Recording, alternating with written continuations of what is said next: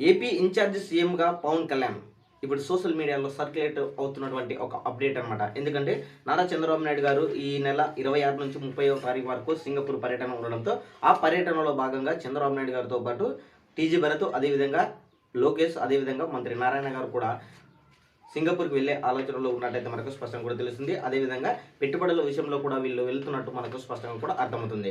So దాన్ని base చేసుకుని ఈ నెల 26 నుంచి 30వ తారీఖు వరకు ఏపీ ఇన్ఛార్జ్ సీఎంగా పవన్ కళ్యాణ్ గారిని నియమించే అవకాశాలు ఉన్నాయని కూడా ఇప్పుడు సోషల్ మీడియాలో ఎక్కువ సర్క్యులేట్ అవుతుందన్నమాట.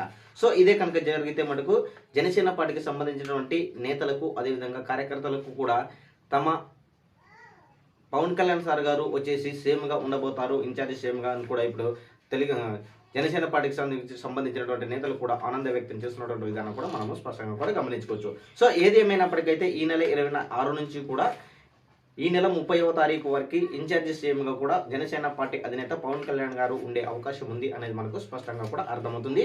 మరి ఇది నిజమా కాదా అనేది ఇంకా మనకు అప్డేట్ అయితే రాలేదు, కానీ సర్క్యులర్ మనకు వెళ్ళబడితే మనకు డెఫినెట్లీగా ఏపీ సీఎం ఇన్ఛార్జిగా పవన్ కళ్యాణ్ గారు దాదాపుగా ఒక వారం రోజుల పాటు ఉండే అవకాశం ఉంది అనేది మనకు స్పష్టంగా కూడా అర్థమవుతుంది. సో మరి ఈ యొక్క వీడియోపై మీ యొక్క అభిప్రాయాన్ని కామెంట్ కూడా తెలియజేయండి. Thank you.